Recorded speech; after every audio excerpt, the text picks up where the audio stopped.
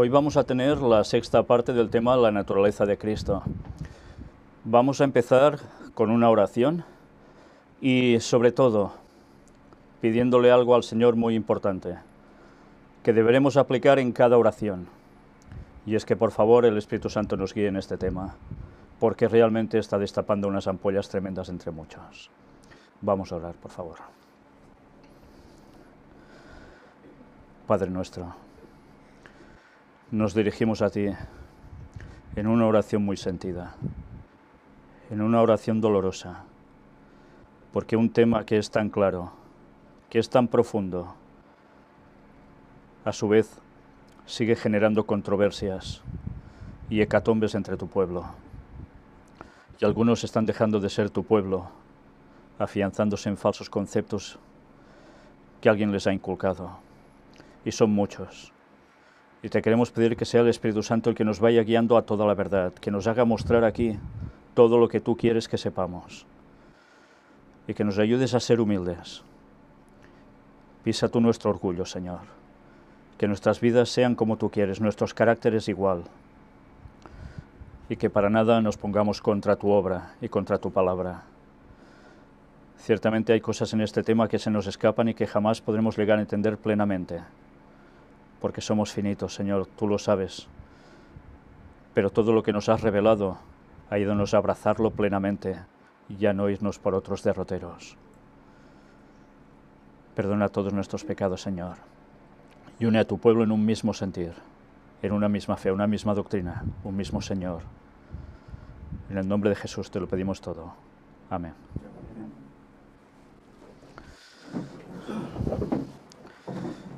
Como os decía, es la sexta parte de este tema y si Dios quiere va a tener unas cuantas partes más aún. Sabía que en el momento de presentar esta cuestión saldrían por todos lados objeciones. Y lo más triste no es cuestiones que puedan objetar personas de otras distintas creencias, sino es de los dichos hermanos adventistas, de muchos de ellos, gracias a Dios, no de todos. Pero es un tema que desde hace muchísimos años trae sus problemas en las iglesias. Y cuando terminemos prácticamente todas las citas de Ellen White que hablan al respecto, vamos a mostrar también algunas otras de esas que, sacadas de contexto, mal aplicadas y no habiendo visto todo lo anterior presentado y asimilándolo, llevan a muchos aún a plenos errores. A plenos errores que los está llevando de mal en peor y va a llevar a muchos a la perdición. Tal como lo es, va a llevar a muchos a la perdición. Porque, como decía Ellen White, no habrá nada, absolutamente nada, que no sea tambaleado en el tiempo del fin de nuestras doctrinas, de nuestros conceptos. Y algunos creen que lo que aquí estamos enseñando son conceptos que se añadieron después a la Iglesia, y eso no es así. Y lo demostraremos. En su momento lo vamos a demostrar, porque cada cosa que decimos de aquí siempre lo demostramos gracias a Dios. Y deberemos hacer otra vez lo mismo. Sé que, como tantísimas veces, algunos reaccionan gracias a Dios, pero los que siguen en pleno orgullo siguen R que R en sus 13 hasta el final, por más evidencias que muestres. Si por evidencias la gente, todo el mundo creyera, sería fantástico. Pero más evidencias que tiene el mismo diablo y cree, ¿verdad que no? Pues es triste, pero la separación entre el pueblo de Dios se está haciendo. La separación entre el trigo y la cizaña es muy dolorosa, pero ya ha empezado. No se va a acontecer eso hasta el final, hasta que Cristo venga en su segunda venida. No, no, eso es previo, viene antes. Y muchos no se dan cuenta, como decimos tantas veces, que un error lleva a otro error. Y en esa escalada de errores, la perdición está asegurada. Por eso debemos pedir siempre al Espíritu Santo que sea el que nos guíe. Porque en el momento que esos conceptos no los tenemos claros, estamos perdidos. Y digo eso con muchísimo dolor, os lo aseguro. Primero de todo, quiero referiros a dos imágenes. Una, evidentemente, la que veis en portada. El momento del nacimiento de un niño realmente único, realmente especial, semejante al resto de niños que han pasado por la historia de la humanidad, pero no igual. Esa es la gran diferencia. Y ya lo vimos, claramente, semejante, no igual. Pero hay otra imagen, que es la que aparece a mi espalda. Y es esta, el momento en que Jesús está en un monte, conocido como el monte de la Transfiguración, y allí se aparece alguien al lado de Jesús, dos personajes humanos, pero que están en el cielo, dos de los pocos que están en el cielo. Y vamos precisamente a recordar esos momentos en que Jesús se muestra, mira por dónde, distinto a cualquier otro humano que ha pasado por aquí. ¿Vosotros tenéis la capacidad de transfiguraros? ¿Vosotros tenéis la capacidad de repente de transformaros, irradiar luz y que salga de vosotros la divinidad? ¿Verdad que no? Si alguien tiene esa facultad, que lo diga abiertamente, sin miedo, porque entonces, si es verdad, deberemos rendirle culto. Pero eso no sucede. Eso no es así nunca. Solo ha habido uno así. Hubo otro que manifestó una gloria especial después de estar con Cristo, recibiendo los mandamientos, ¿verdad? Moisés. Pero esa gloria salía de dentro de él o reflejaba la gloria de Dios. Es algo muy distinto, ¿eh? Jesús, su gloria irradió de él, aún siendo humano en el momento de la transfiguración. ¿Y por qué sucedía eso? Pero una vez más, fijaos, simplemente dando un poco de vueltas a la cabeza, ¿podemos nosotros decir que somos exactamente iguales que Cristo cuando estuvo en la tierra? Es que ya por lógica cae por su propio peso.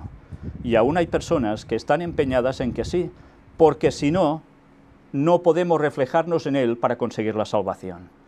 Pues veremos cómo la propia Ellen White, la profetisa del Señor, sigue aclarando textos que en la Biblia ya aparecen, pero que a veces cuesta tanto de entender para muchos, sobre todo porque quieren abrazar otros conceptos que ya les van bien, o porque los han recibido de otras personas que quizás tienen títulos de teología, quizás son muy encumbrados, son muy seguidos, que tantas cosas más, pero hay un gran pero. Y ese pero es que no son guiados por Dios. Y esa es la gran diferencia. El Espíritu Santo dice las cosas siempre tal como son. De nosotros depende abrazar la verdad o rechazarla. Dicho todo esto en presentación, vamos a recordar esos momentos antes de entrar en las citas de Ellen White. Vamos al texto bíblico en cuestión, porque de aquí vamos a sacar algo más. Y ya lo dijimos en su momento, lo tratamos, este episodio, cuando hablábamos del año del retorno de Cristo, del 2031. Y vamos a ver una vez más cómo la Biblia sigue dando crédito a esto, pero nos da algunos detalles que a veces hemos tratado un poco aquí, un poco allá, y ahora lo vamos a condensar brevemente. Mateo 17, del 1 al 13, nos dice: 6 días después, Jesús tomó a Pedro, a Jacobo y a Juan, su hermano, y los llevó aparte a un monte alto. 6 días después, aconteció algo, y 6 días después, Jesús se lleva a estos 3 personajes, sus discípulos, 3 de ellos, curiosamente, ni uno más ni uno menos, y se los lleva aparte a un monte alto. Cuando Jesús vuelva, ¿dónde iremos? Iremos al cielo. ¿Y dónde está sentado el trono de Dios? Sobre un monte alto. Qué curioso. Y hace esto con 3 de sus discípulos, no con los 12. Y además lo hace 6 días después. Recordemos, como siempre, esa simbología que aparece como clave bíblica. Sí, fue literal, 6 días después sucedió eso. Pero cuando en la Biblia además se nos quiere dar una referencia a algo más, para hacernos pensar y comparativa con la segunda venida de Jesús, recordemos, como dijo el mismísimo Pedro, que estaba allí presente en esa ocasión: mas para el Señor un día es como 1000 años y 1000 años como un día. Eso El momento en que Jesús se transfigura estaba representando la equivalencia de la segunda venida de Jesús, cuando aparecería en gloria rodeado por seres que están en el cielo, y lo haría en un periodo concreto de la historia de la humanidad, 6.000 años de pecado. Y sube a 3 solo en ese monte, no a más. ¿Cuánto tiempo pasa desde Cristo hasta que vuelva? Desde que está en la tierra hasta su segunda venida. ¿3 qué? 3 milenios, una vez más. Y se transfiguró delante de ellos, y resplandeció su rostro como el sol, y sus vestidos se hicieron blancos como la luz. ¿Alguno de vosotros tiene la capacidad de hacer eso? ¿Verdad que no?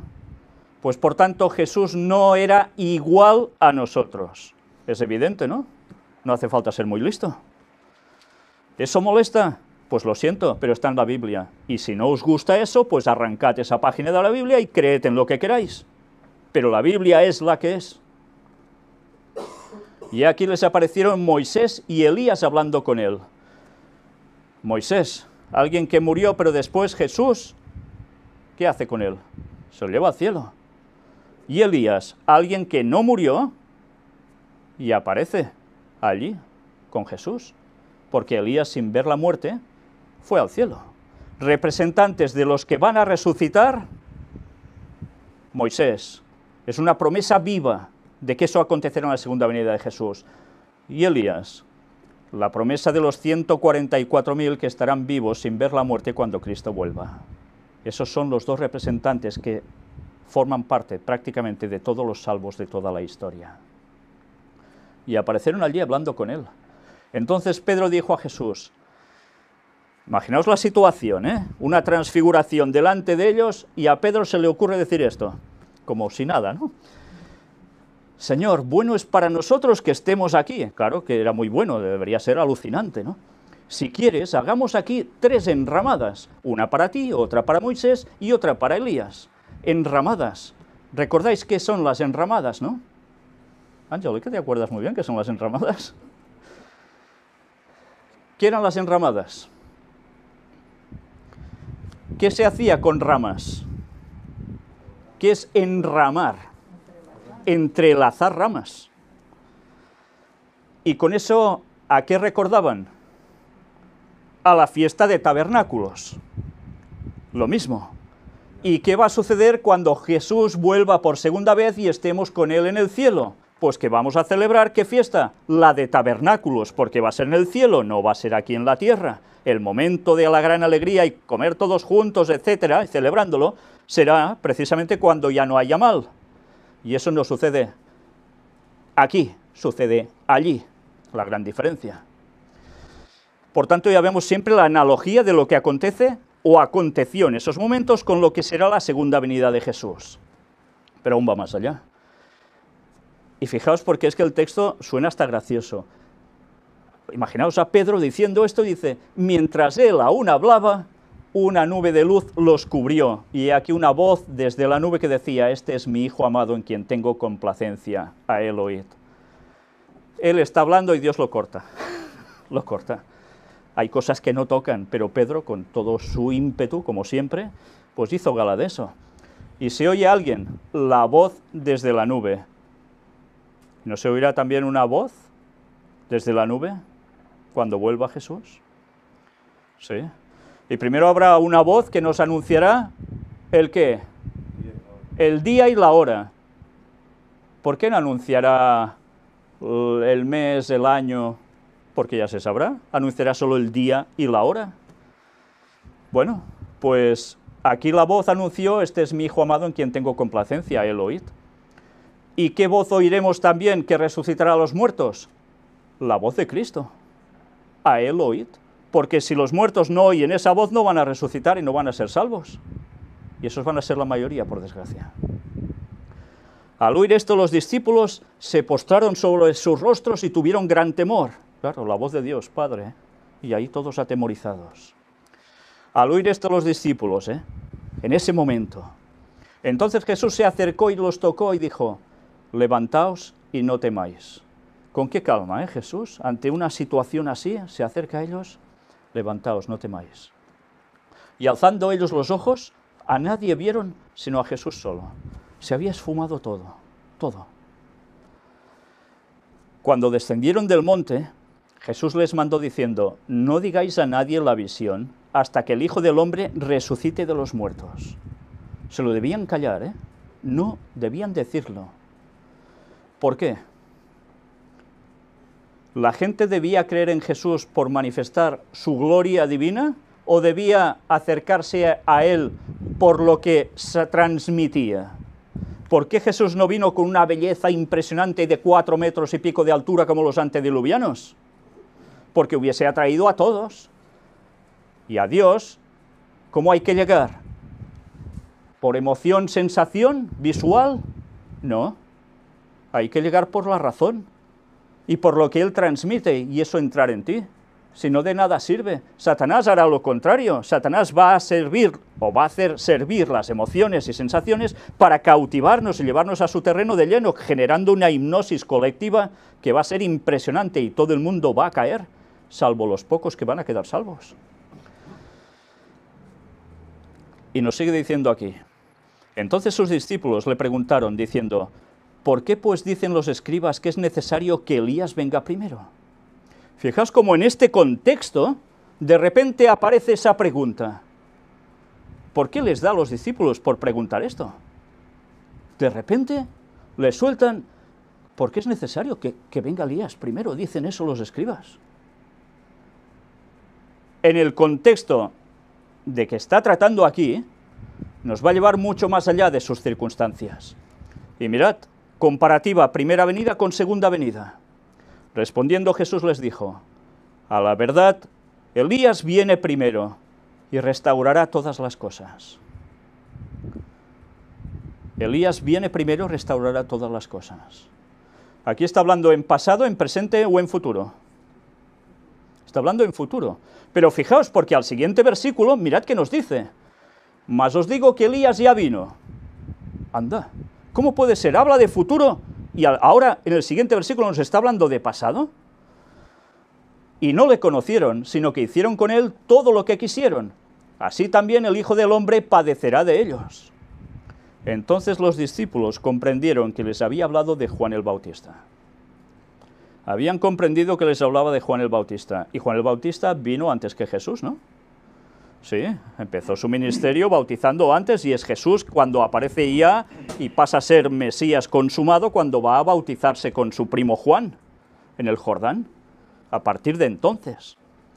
¿Y qué hicieron con Juan el Bautista? Todas las perrerías que se podía hacer, ¿no? ¿Y cómo termina? Asesinado.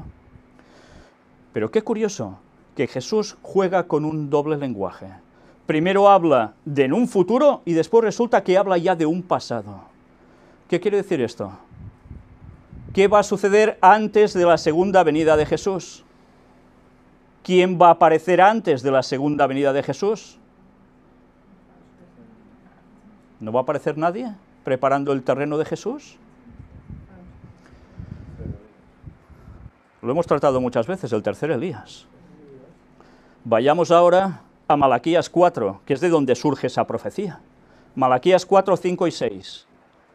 He aquí yo os envío el profeta Elías, antes que venga el día de Jehová grande y terrible. Y ahora podéis decir, bueno, claro, se refería a Juan el Bautista porque vino cuando apareció Jesús. ¿Sí? ¿Cuando Jesús nació era un día grande y terrible? No. No. Esto es profecía del tercer Elías. Él hará volver el corazón de los padres hacia los hijos y el corazón de los hijos hacia los padres, no sea que yo venga y hiera la tierra con maldición. Ese tercer Elías tendrá también un cometido. Y su cometido será que ese problema, ese distanciamiento entre padres y hijos y padres, que acontece ¿en qué generación? Como nunca. ¿No es la nuestra? Pues tendrá que arreglar eso. O al menos tendrá la función para arreglar eso. Evidentemente no de todo el mundo, porque no todo el mundo va a seguir al Señor. Pero eso es función del tercer Elías. Y cuando venga el Señor, si eso no se ha conseguido hacer, que todo el mundo esté tan bien, ¿qué va a hacer? Dice que yo venga y hiera la tierra con maldición. ¿Y qué maldición va a ser? Pues que en la segunda venida de Jesús, el que no se haya puesto a tono con Dios y con su voluntad, va a quedar maldito. ¿Y cómo? ¿Maldito en qué sentido? Fulminado. En la segunda venida de Jesús, Jesús viene con toda la gloria. Y allí nadie lo va a poder soportar, nadie que sea pecador lo va a poder soportar. Por eso hemos de trabajar nuestro carácter ahora, y no dejarlo para saber cuándo. Debemos trabajarlo desde ya. Fijaos qué curioso, ¿eh? El monte de la transfiguración nos estaba dando una lección, no solo del tiempo de Cristo, sino de algo que acontecería al fin de los tiempos. Y ya sabemos que el pueblo de Dios del último tiempo es considerado como el tercer Elías. Todo el pueblo que esté dando el mensaje concreto, correcto, es el tercer Elías. Pero recordemos que el lenguaje decía que también habría una persona. Y a eso le toca a cada uno investigarlo. Presentamos 12 temas sobre el tercer Elías, y que la gente debe conocer, porque si eso no se conoce, no se entiende nada. Bien, ahora vamos a centrarnos directamente en el tema. Hemos visto la transfiguración, lo que hace Jesús. Pues vamos a la naturaleza física, mental y moral. Una vez más, vamos a ver citas que nos van a hacer comprender cómo hay cosas que son físicas, otras mentales y otras morales. Y todo esto en Jesús. Ya vimos durante 5 temas textos bíblicos y citas de lenguaje que no tienen desperdicio, en absoluto, y que dejaron claramente, sobre todo la última vez, en la 5ª parte, algo que era indiscutible. Si vimos primero que la vida de Cristo no la ha generado nadie, ni Dios Padre siquiera, sino que es suya propia, es indiscutible, las citas son clarísimas y no son inventadas. Recordad que hay personas que decían, es que esto se lo inventaron, lo añadieron después. No, señores, no, señores, los manuscritos están para ir a comprobarlos. Y nosotros hemos presentado incluso los temas del Espíritu Santo, que tantos discutían, que no es la tercera persona de la divinidad, con los escritos que tiene la pluma de Ellen White directamente, no fueron ningún invento. Cuando todo eso se desmonta, ¿qué sucede? Pues o que aceptas la verdad, o tu orgullo te mantiene RQR en tus 13, y entonces no estamos con Dios. Pero vimos eso y vimos algo más. ¿Qué más vimos aparte que la vida de Cristo no la ha recibido de nadie? ¿Lo recordáis? No se podía considerar solo humano, que no tenía tendencia al pecado. Claramente, no tenía tendencia al pecado. Era como el primer Adán, evidentemente, antes de pecar. Y esa cita sigue doliendo a muchos. ¿Por qué? Pues porque quieren seguir creyendo en sus cosas. Pero la cita es clarísima, incontrovertible, y está escrita de su puño y letra. En fin, a partir de aquí, como siempre, unos seguirán poniendo peros porque les dará la gana, pero esos peros que se lo digan a Dios directamente si tienen el valor de hacerlo, porque me gustará ver cara a cara si son capaces de eso. Bueno, no me gustará verlo, la verdad, porque sinceramente serán incapaces de hacerlo.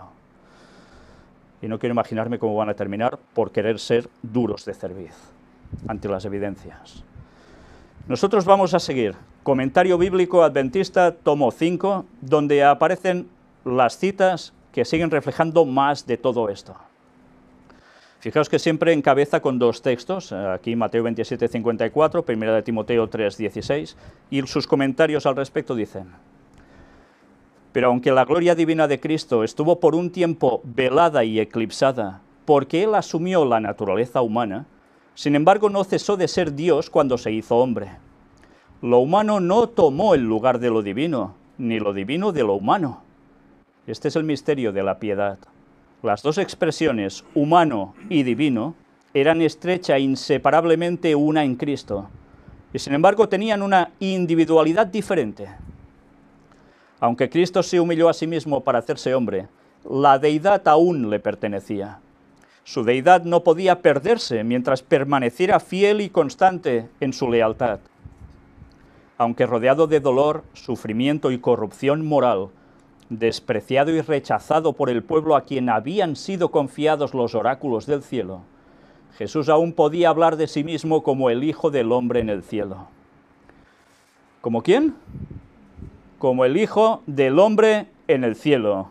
Por tanto, ¿es hijo de quién? Del hombre. Y habla de él en el cielo. De ahí el coger el papel de hijo. Estuvo listo para tomar una vez más su gloria divina cuando terminó su obra en la tierra. ¿Alguno de vosotros es exactamente igual a Cristo en esto? ¿Vosotros sois Dios y hombre a la vez? Eso lo explicarán mucho en Oriente, ¿eh? Pero esto, cualquiera que sepa un poco de la verdad bíblica, le rebota, porque eso es una falsedad satánica absoluta. Ser iguales a Dios. Es lo que propuso Satanás a Eva en un principio, y así la tambaleó y la hizo caer. Hubo ocasiones cuando Jesús, estando en carne humana, se manifestó como el Hijo de Dios. La divinidad fulguró a través de la humanidad y fue vista por los sacerdotes y magistrados que se burlaban. Sí, no solo fue en la transfiguración, hubo momentos en que él fulguró. ¿Qué pasó cuando él estaba en el templo azotando las mesas de los cambistas? No a los cambistas, cuidado, estaba azotando a las mesas de los cambistas. Fulguró su divinidad. ¿Y qué hicieron todos al ver que salía una luz radiante de él? Se fueron por patas como podían, huyendo porque se daban cuenta que no era un humano cualquiera. ¿Vosotros podéis hacer eso? Pues entonces no sois igual a Cristo. Sois semejantes a Cristo como hombre, pero no iguales. ¿Fue reconocida? Para nada. Vieron los sacerdotes y magistrados, se burlaban, pero como si nada. Algunos reconocieron que él era el Cristo, pero la mayor parte de aquellos que en esas ocasiones fueron obligados a ver que era el Hijo de Dios, se negaron a recibirlo. Su ceguera correspondió con su firme resolución de no dejarse convencer. ¿Hay diferencia entre estos y diferencia entre las evidencias que estamos mostrando y no quieren dejarse convencer? No hay diferencia alguna. ¿La situación es distinta? Sí. Pero en el fondo es lo mismo, no se quieren dejar convencer ante las evidencias. ¿Y creéis que Dios puede aceptar eso cuando hay dureza de corazón porque sí, porque es el orgullo el que manda? Imposible, imposible. Cuando fulguraba la gloria interna de Cristo, era demasiado intensa para que su humanidad pura y perfecta la ocultara enteramente. ¿Vosotros tenéis una humanidad pura y perfecta desde que habéis nacido? Quien me diga que sí, pues le va a crecer la nariz como a Pinocho. Nadie en la humanidad ha tenido esto. Solo Cristo. No tenía tendencia al pecado. ¿Eso quiere decir que no podía pecar? Ya lo veremos. Pero es evidente, Adán y Eva no tenían la tendencia al pecado, ¿verdad? ¿Y en cambio pecaron? Sí. ¿Y Jesús no, entonces? ¿No podía caer en lo mismo? Pues claro que podía caer en lo mismo, pero no lo hizo. He ahí la diferencia. Los escribas y los fariseos no reconocían con sus palabras a Cristo, pero su odio y enemistad quedaban frustrados cuando resplandecía la majestad de Jesús. La verdad, oscurecida como estaba por un velo de humillación, hablaba a cada corazón con inconfundible evidencia. Iba de humilde Jesús, ¿verdad? No iba vestido como un rey impresionante, ni haciéndose el altivo, para nada. Pero esa humildad la gente sabía diferenciar, que no era una ficción, sino que era porque Él era quien era. Esto produjo las palabras de Cristo: vosotros sabéis quién soy. El yo soy de la antigüedad les está diciendo: vosotros sabéis quién soy. Su refulgente gloria persuadió a los hombres y a los demonios a confesar: verdaderamente este era Hijo de Dios. Así se reveló Dios, así fue glorificado Cristo. ¿Y eso se dijo en qué momento? En la muerte en la cruz, ¿eh? Algunos demonios, o muchos demonios, sabían que Él era quien era, porque Satanás les estaba instigando a ello. Satanás lo sabía de sobras, pero parece ser que los demonios no lo tenían tan claro, les hacía trabajar para eso. Pero fijaos, ellos terminan confesando verdaderamente este era hijo de Dios. Allí no hay duda que valga, ¿eh? Se les cae todo. Cristo dejó su lugar en las cortes celestiales y vino a esta tierra a vivir la vida de los seres humanos.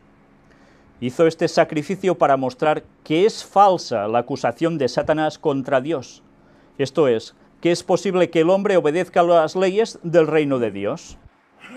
Cristo, siendo igual, no semejante, igual con el Padre, honrado y adorado por los ángeles, se humilló por nosotros y vino a esta tierra a vivir una vida de humildad y pobreza. Vino a ser un varón de dolores, experimentado en quebranto. Sin embargo, el sello de la divinidad estaba sobre su humanidad. Vino como un maestro divino para elevar a los seres humanos, para aumentar su eficiencia física, mental y espiritual. ¿Alguno de vosotros puede decir lo mismo? ¿Verdad que no? Jesús llevó a la gente a la eficiencia física, mental y espiritual. Eso solo lo podía hacer Él como maestro divino. Nosotros solo podemos copiar. No hay nadie que pueda explicar el misterio de la encarnación de Cristo. ¿Lo podéis explicar vosotros? Yo tampoco. ¿Cómo puede ser que siendo Dios, de repente aparezca como un niño gestado en un vientre de una señora de este mundo? Yo no lo puedo entender, pero sé que lo hace. No sé cómo, pero lo hace. Con todo, sabemos que vino a esta tierra y vivió como un hombre entre los hombres, como un humano más. El hombre Cristo Jesús no era el Señor Dios Todopoderoso. Sin embargo, Cristo y el Padre son uno. ¿Qué quiere decir esto? ¿Que Jesús no era Dios? El hombre Cristo Jesús no era el Señor Dios Todopoderoso, no se manifestaba así. Sin embargo, Cristo y el Padre son uno. ¿Cómo entendemos eso? ¿Cómo pudo dejar esa forma de ser Dios durante un lapsus de tiempo? ¿Lo podéis entender? Yo no, pero es lo que pasó. Y por tanto no voy a especular al respecto, voy a fijarme en lo que se nos revela, en nada más. Pero no voy a llevar lo contrario a lo que sé que es cierto. La deidad no desapareció bajo la angustiosa tortura del Calvario. Sin embargo, no es menos cierto que de tal manera amó Dios al mundo, que ha dado a su Hijo unigénito, para que todo aquel que en Él cree no se pierda, mas tenga vida eterna. La divinidad estaba en Cristo, seguía estando en Él, pero en cambio no la manifestaba.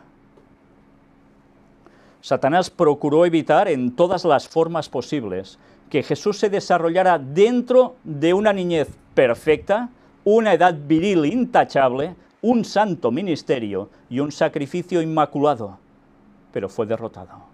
Y lo procuró desde la niñez. Una vez más, si Jesús hubiese tenido la tendencia al pecado, hubiese caído, como cualquiera de nosotros desde niño, ¿en qué? Pataletas, quiero esto y tantas cosas más. Y ya desde cuna, prácticamente, ¿eh? Y Jesús no hizo eso. Nunca, nunca. ¿Por qué? Porque era semejante a nosotros, pero no igual. Si en la niñez más ínfima de su persona hubiese mostrado algo de eso contrario, ya no hubiese sido capaz de darnos la salvación. Imaginaos si era importante que él no tuviese tendencia al pecado de pequeñito, pero Satanás ya lo procuró por todos lados, hacerlo caer como fuera, o eliminar. No solo lo fue a hacer caer intentando que pecara, ¿qué hizo cuando nació? ¿Lo recordáis? ¿A quién movió a matar a niños de hasta 2 años? A Herodes. ¿Por qué? Pues porque sabía que si lo mataba, se acabó, no había plan de redención sobre el hombre.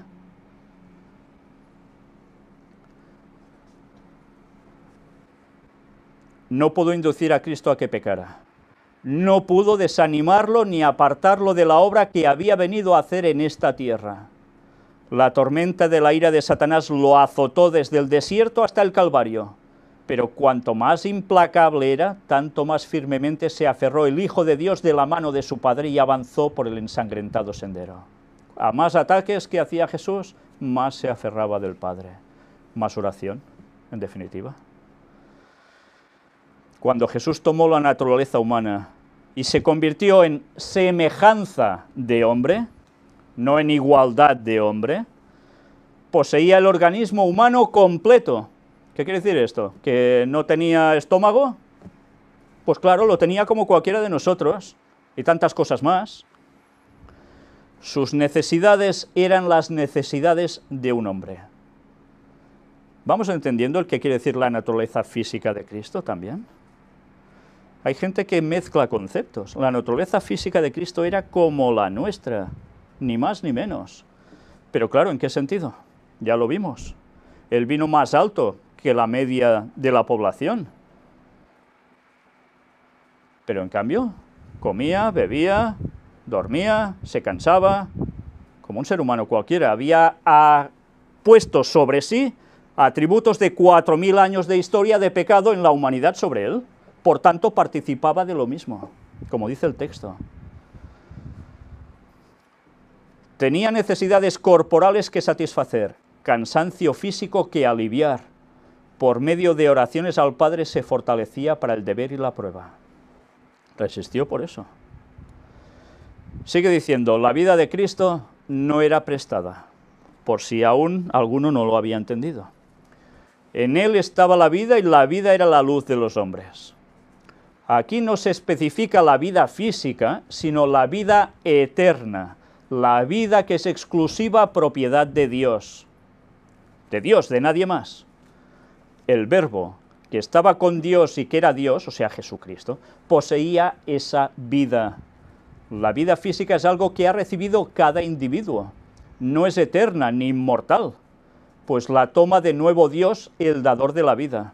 Aquí no hay nadie que sea inmortal. Y si os venden la moto de que sois inmortales, os están mintiendo, porque eso es lo que Satanás hizo ya en el Edén. Todos somos mortales y la inmortalidad se consigue solo a través de Cristo. No hay otra. Y mirad qué nos dice ahora. El hombre no tiene control sobre su vida, pero la vida de Cristo no era prestada. Nadie puede arrebatarle esa vida. Yo de mí mismo la pongo, dijo. En él estaba la vida. Original, no prestada, no derivada de otro. ¿Qué? ¿Hay que ser más claro aún? ¿Lo generó Dios Padre? No, eso es mentira. Mentira absoluta. Y lo hemos visto en varias citas de lenguaje, aparte de los textos bíblicos, que ya nos lo están diciendo. En él estaba la vida. ¿Tanto cuesta entender eso? ¿Por qué seguimos empeñados R que R en llevar la contraria a la palabra de Dios? Eso es lo que hace Satanás. Aún no nos damos cuenta que si creemos lo contrario, estamos llevándonos a nosotros mismos al terreno satánico.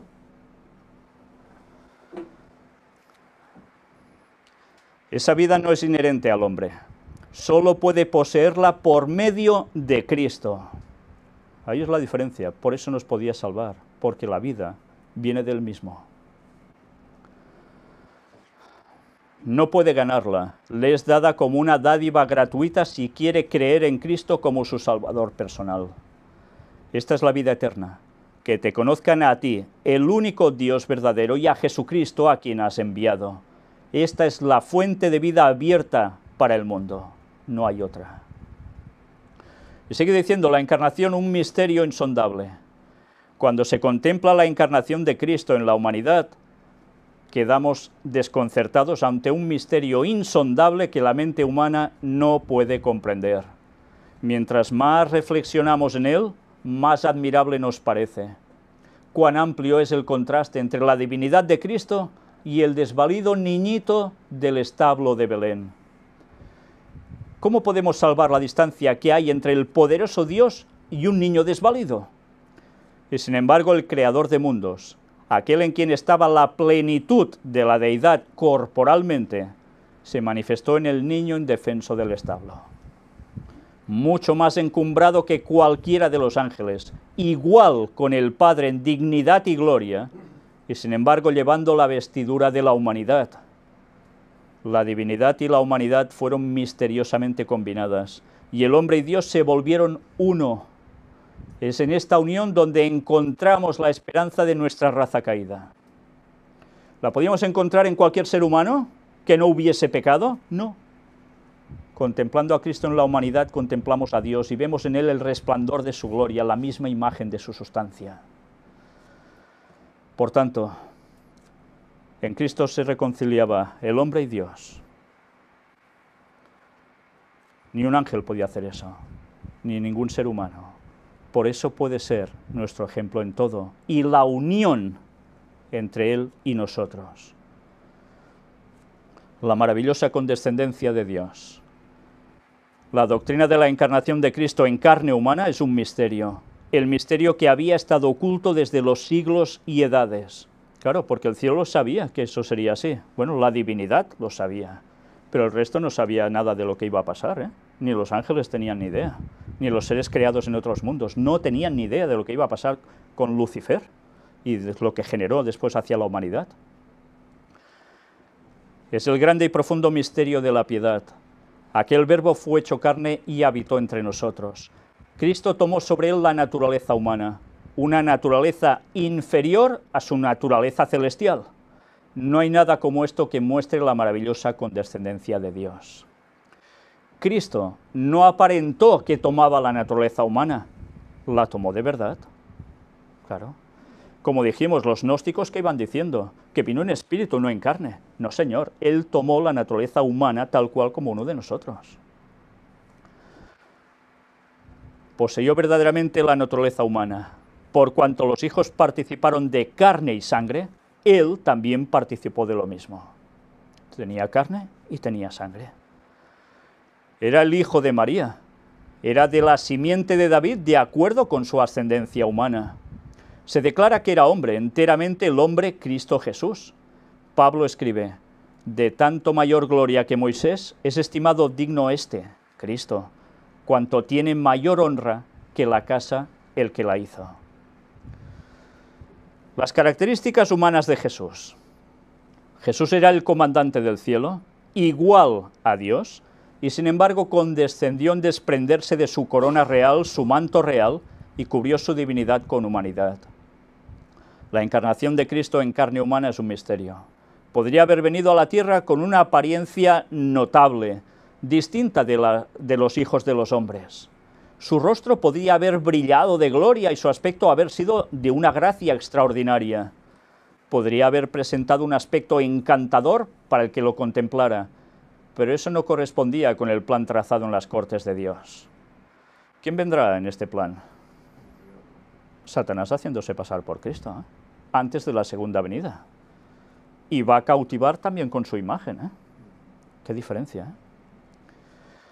Podría haber presentado un aspecto encantador, pero no lo hizo. Debía llevar las características de la familia humana y de la raza judía. Tantas personas dicen, no, es que Jesús no era judío, en verdad era palestino y era no sé qué. No, por favor, no digamos tonterías, era judío y de estirpe judía. ¿Con qué aspecto iba a venir? ¿En plan sueco? Evidentemente no, era judío. El Hijo de Dios debía tener en todo sentido las mismas facciones de los otros seres humanos. No debía tener una belleza que lo destacara entre los hombres. No debía exhibir encantos admirables con los cuales atraer la atención. Vino como representante de la familia humana ante el cielo y la tierra. Debía permanecer como sustituto y garantía del hombre. Importante, debía permanecer como eso, porque así vino. No es algo que se generó después, Él ya vino así, como sustituto y garantía del hombre. Debía vivir la vida de la humanidad de tal manera que refutara la afirmación que había hecho Satanás de que la raza humana le pertenecía para siempre y que Dios mismo no podía arrebatar al hombre de las manos de su adversario. Eso es lo que Él vino a romper. La gloria velada de Cristo. Si Cristo hubiese venido en su forma divina, la humanidad no podría haber soportado el espectáculo. ¿Qué va a suceder en la segunda venida de Jesús? ¿Van a poder soportar ese espectáculo? ¿Qué va a decir la gente impía, la que no va a ser salva? Cuando estén a punto de querer matar, que lo estarán intentando y no podrán, a los 144.000 que queden vivos, ¿qué van a hacer? Cuando vean la gloria manifestada de Cristo viniendo, dirán a las peñas y a los montes, caed sobre nosotros y escondednos de la gloria de aquel que está sentado en el trono y de la ira del Cordero, porque viene Dios Padre, viene Cristo y vienen todos los ángeles del cielo, el cielo se queda vacío. Y no podrán soportar esa gloria, no podrán. Si hubiese venido Jesús así, todos quedan fulminados, prácticamente todos. El contraste hubiera sido demasiado doloroso, la gloria demasiado abrumadora. La humanidad no podría haber soportado la presencia de uno de los puros y brillantes ángeles de gloria. ¿Qué sucedió cuando Cristo va a resucitar? ¿Quién está ante la tumba custodiando? ¿No está una serie de soldados? ¿Y quién aparece allí y quedan todos por el suelo como muertos? Un ángel de gloria. ¿Y pudieron soportarlo? No. Pues ni como un ángel pudo venir Jesús, porque tampoco lo hubiesen podido soportar. Se tenían que velar de algún modo, haciéndose muy humanos para que la gente aguantara su presencia.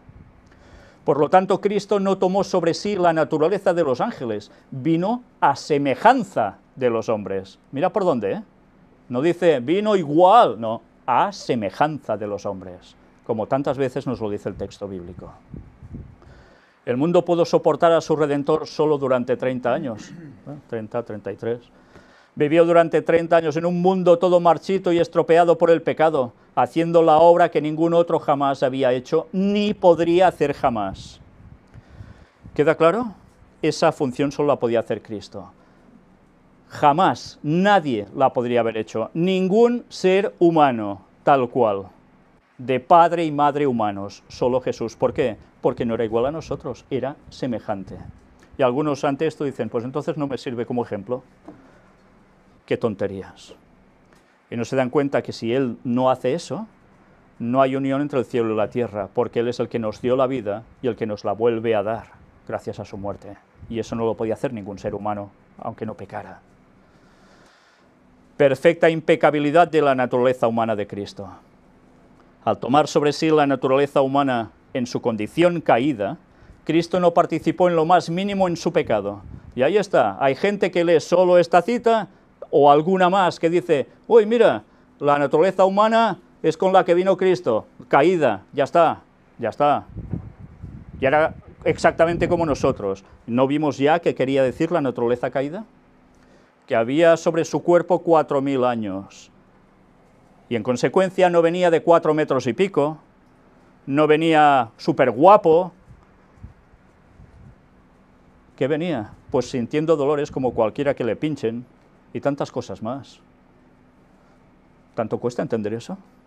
¿Tienen que querer aplicar eso a lo que no es porque les da la gana? Pues que lo hagan, pero se están apartando de la verdad. Y si se apartan de la verdad, arrastrarán a otros a seguir en la mentira. Y eso sí que es grave, porque la sangre de los otros va a ser demandada de ellos. No participó en lo más mínimo en su pecado. Estuvo sometido a las debilidades y flaquezas por las cuales está rodeado el hombre, para que se cumpliese lo dicho por el profeta Isaías cuando dijo, Él mismo tomó nuestras enfermedades y llevó nuestras dolencias. Él se compadeció de nuestras debilidades, y en todo fue tentado como lo somos nosotros, pero sin pecado. Fue tentado en todo. ¿Podía ser tentado exactamente igual que nosotros? Sí, en todo. Pero aún podía ser tentado mucho más allá de lo que podemos ser tentados nosotros. El otro día lo decíamos, si a ti te dicen, haz de esta piedra un pan, ¿esto va a ser una tentación para ti? Si ya sabes que no vas a hacerlo, pues esa tentación no te sirve. Pero a él sí, porque él podía sacar su divinidad. Es una gran diferencia, ¿eh? Tenía las mismas tentaciones que nosotros, pero además, extras. Él se compadeció de nuestras debilidades y en todo fue tentado como lo somos nosotros, pero sin pecado. Él fue el Cordero sin mancha y sin contaminación. Si Satanás pudiese haber tentado a Cristo para que pecara en lo más mínimo, hubiera herido la cabeza del Salvador. Imaginaos ya esto de pequeñito, ¿eh? Solo que le consiga hacer una pataleta o un lloro extra, ¿eh? Se acabó, ¿eh? Pero como sucedió, solo pudo herir su talón. Si la cabeza de Cristo hubiera sido herida, habría perecido la esperanza de la raza humana. La ira divina habría descendido sobre Cristo como descendió sobre Adán. Cristo y la Iglesia habrían quedado sin esperanza. ¿Cuánto había en juego, eh? No debiéramos albergar dudas en cuanto a la perfecta impecabilidad de la naturaleza de Cristo. Nuestra fe debe ser una fe inteligente que mire a Jesús con perfecta confianza, con fe plena y completa en el sacrificio expiatorio. Esa es la clave de todo. Manifestación del Padre. Lo que es el habla al pensamiento es Cristo con el Padre invisible. Él es la manifestación del Padre y es llamado el Verbo de Dios. Dios envió a su Hijo al mundo, a su divinidad revestida con la humanidad, para que el hombre pudiera soportar la imagen del Dios invisible. Él hizo saber en sus palabras su carácter, su poder y majestad, la naturaleza y los atributos de Dios. La divinidad fulguraba a través de la humanidad con luz suavizadora y subyugante. Él era la encarnación de la ley de Dios, la cual es una exacta representación del carácter divino. Y ya desde niño, evidentemente. Bien, vamos a concluir con un par de citas más, pero algunas, ese par de citas, que no tienen desperdicio. Extraída de la Review and Herald en español, tomo 1, escrito entre el 21 de julio de 1851 y el 20 de febrero de 1866. Ya sabéis que era la revista adventista de la época, donde no solo escribía Ellen White, escribían también pioneros adventistas. Bien, de aquí se extrae lo que escribió ella. Y nos habla de algo que no puede dejarnos indiferentes. Los mortales engañados están adorando ángeles malos, creyendo que son los espíritus de sus amigos muertos. ¿Os suena esto? Los espíritas o espiritistas dicen que los muertos saben todo lo que se hace bajo el sol, que se comunican a sus amigos en la tierra, dan información valiosa y realizan maravillas. No alabarán los muertos a Jehová, ni cuantos descienden al silencio. Salmo 115, 17. Por tanto, el Salmo ya dice que eso es mentira. Los muertos muertos están. Si se aparece alguien haciéndose pasar por el muerto, son demonios, no son los muertos. Se me ha mostrado que Satanás, transformado en un ángel de luz, obra con todo engaño de iniquidad.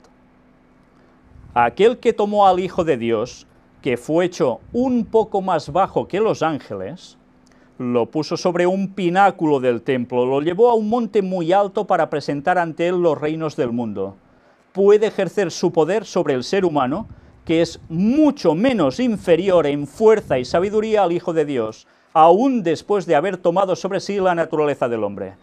Por tanto, Jesús tomó la naturaleza humana, sí, pero ¿cómo estamos nosotros en comparación con él? Pues mucho más inferiores. ¿Por qué pudo soportar Jesús todo lo que aguantó? Porque estaba hecho superior a nosotros, pero inferior a los ángeles. ¿Como quién? Como Adán. ¿Tanto cuesta entender esto? Nuestra elevada vocación, de Ellen White también, nos dice aquí, el amor con Cristo, porque tal sumo sacerdote nos convenía, santo, inocente, sin mancha, apartado de los pecadores y hecho más sublime que los cielos. Hebreos 7:26. Fijaos que dice sin mancha. Antes hemos visto lo de los corderos. ¿Por qué los corderos que se ofrecían en sacrificio, en holocausto, debían ser sin una mancha? Porque la mancha simbolizaba pecado, y en Cristo no debería haber pecado nunca. ¿Y eran ovejas o eran corderos? ¿Qué se ofrecía? Bueno, pues los corderos, ¿qué son? Son ovejas jovencitas. Esos son los corderos. Y debían ser sin mancha.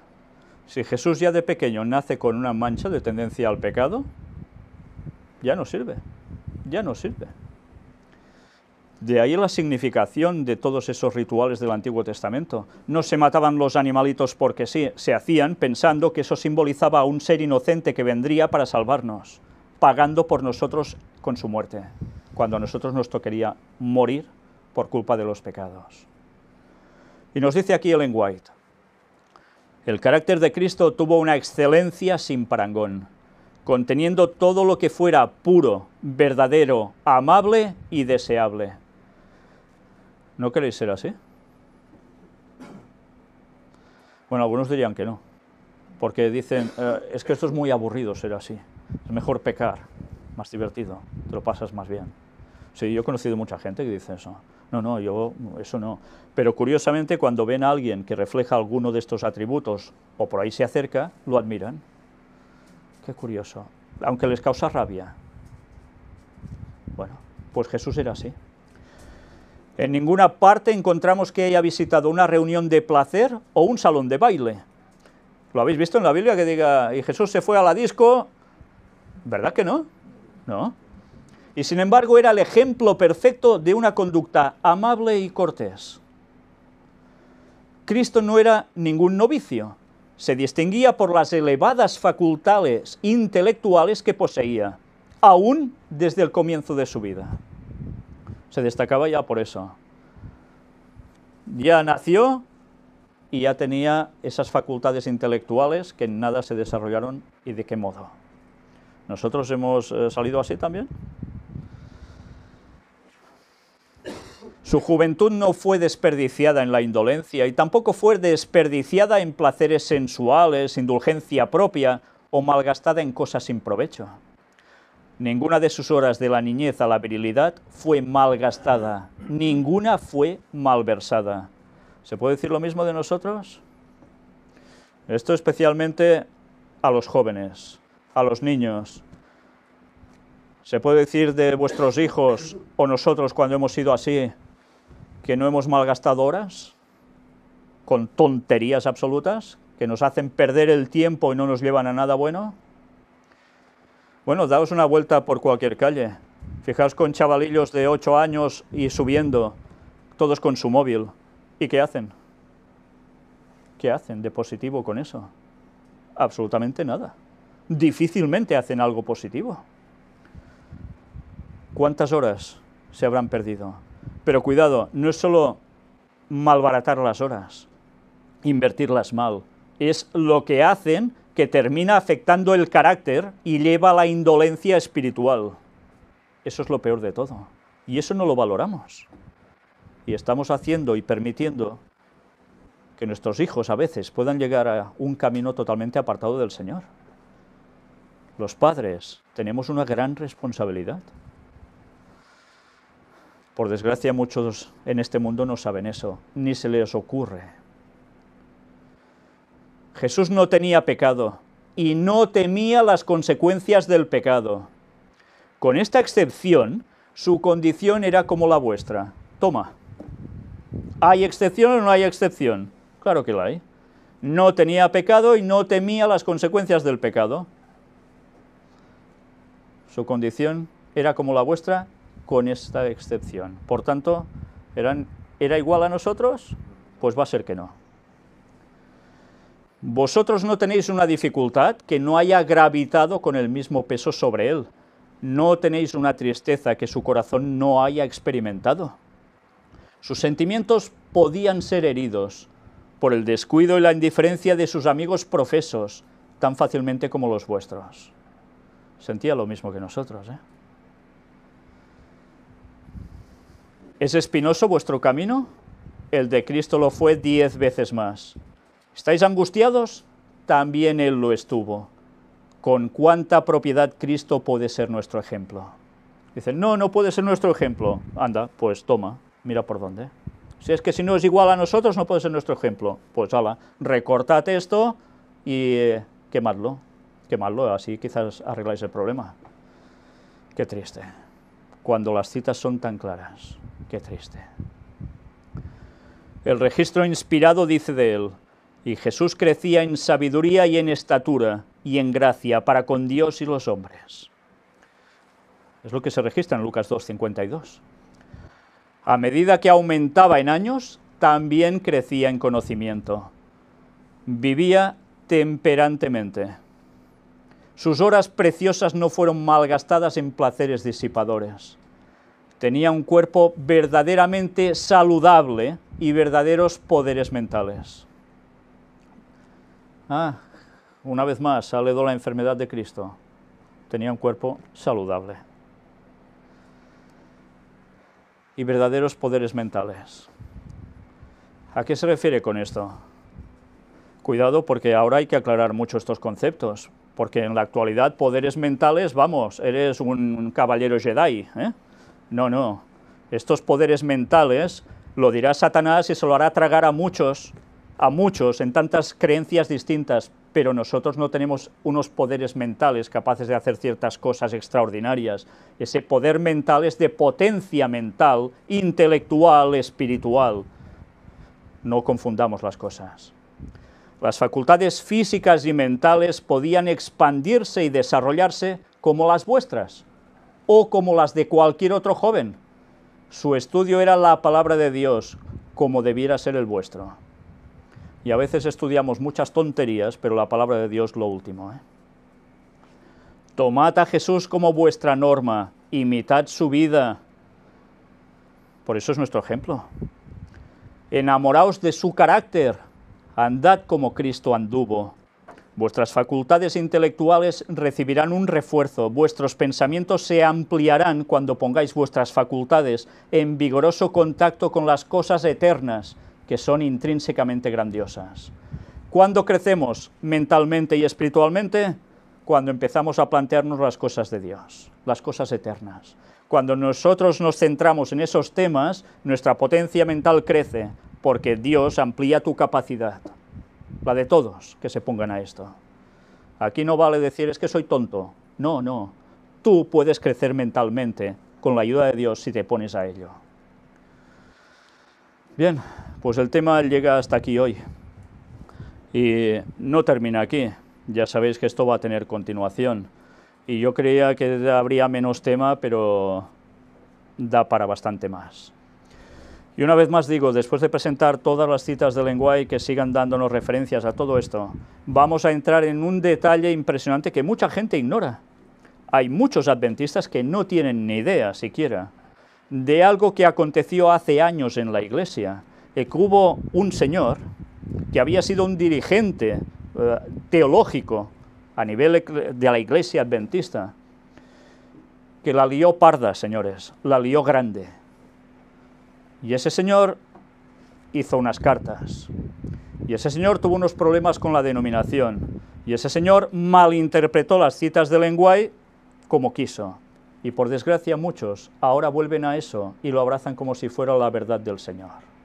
Pues hablaremos de eso, y mostraremos las citas en las que se basó, y mostraremos después, bueno, es que ya no hará falta ni mucho mostrar, cuando hayamos visto todos estos temas seguidos, poniendo las citas en su contexto y explicando qué quieren decir claramente, porque las citas hablan por sí solas. Y nos daremos cuenta dónde está la verdad y dónde está el engaño de Satanás. Y si no percibimos eso, lo tenemos fatal, fatal, fatal. Que Dios nos ayude, porque desde luego en estos tiempos finales todo va a ser tambaleado. Y como no nos aferremos de la verdad auténtica y de Dios, estamos perdidos. Que el Señor os bendiga.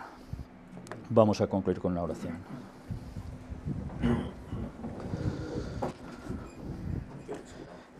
Padre nuestro, una vez más, Señor, nos ponemos en tus manos, para que seas tú el que nos guíe, para que nos saques de prejuicios y preconceptos y de tantas cosas que Satanás procura que entren en nuestra cabeza para apartarnos de ti. Ayúdanos, Señor, a buscar directamente en tu palabra y en los escritos inspirados que diste a Ellen White, para que a través de su pluma nos llegaran aún más detalles, para que no nos quedaran dudas. Y te queremos pedir, Señor, una vez más, que nos humilles. Písanos, Señor, tanto como haga falta para que nuestras mentes se pongan en consonancia contigo, porque todo nuestro maldito orgullo solo proviene de Satanás y no queremos eso. Queremos tu verdad. Y tu palabra es verdad. Y tú eres la verdad. Y queremos que esta verdad esté en nosotros. Por eso te pedimos que el Espíritu Santo la haga siempre plena en nosotros. Que tú mores en nosotros. Y que nos ayudes también a reflejar lo mismo que Cristo reflejó en esta vida. Y a pesar de tantas controversias, tantos apretones en contra, tú nos ayudes a estar firmes hasta el final. Y nos ayudes a seguir dando el mensaje para que llegue a todo el mundo, a cada habitante de este planeta, para que cada uno pueda decidirse en pro o en contra. El tiempo se nos acaba, Señor. Nos quedan muy pocos años para tu regreso y te queremos pedir el derramamiento del Espíritu Santo sobre nosotros, la lluvia tardía que tanto anhelamos y tanto necesitamos para acabar tu obra. Y perfecciónanos, Señor. Ayúdanos a trabajar tanto nuestro carácter como sea posible para tener esa semejanza a ti, que llegue a ser para todo el mundo un ejemplo de verdad. Bendice a todo tu pueblo, cuida de los tuyos, Señor, y recupera a todos los que sean apartados si puedes. En el nombre de Jesús te lo pedimos todo, por el perdón de nuestros pecados. Amén. Amén.